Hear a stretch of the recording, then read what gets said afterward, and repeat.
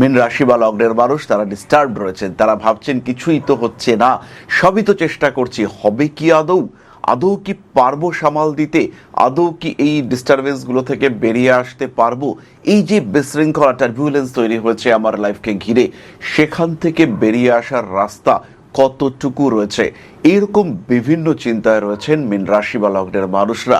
তাদের ক্ষেত্রে কতটা পজিটিভিটি দেখতে পাওয়া যাবে, কতটা এই যে দ্বাদশের রাহু বিদেশ যাত্রার সম্ভাবনা বাড়বে, দ্বাদশের রাহু খরচ করে কিছু তৈরি করবার টেন্ডেন্সি বাড়বে, দ্বাদশের রাহু অনেক দিনের আটকে থাকা লোন স্যাংশন করিয়ে দেবে, রেসপন্সিবিলিটি বাড়িয়ে দেবে, যোগাযোগ কমিউনিকেশন ভীষণভাবে বাড়িয়ে দেবে। দ্বাদশের রাহু আপনার জীবন থেকে নেগেটিভ এলিমেন্টসদের ধীরে ধীরে সরিয়ে দেওয়ার চেষ্টা করবে। এই সমস্ত বিষয় আমরা দ্বাদশের রাহুর থেকে দেখতে পাবো। আবার 6th হাউসে কেতু, সে কিছু গোপন শত্রুতা তৈরি করবে।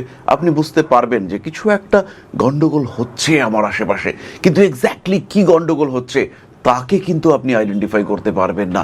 কেন, কারা গন্ডগোল করছে, তাদেরকে আইডেন্টিফাই করতে না পারার কারণে আপনি পড়বেন সমস্যার মধ্যে।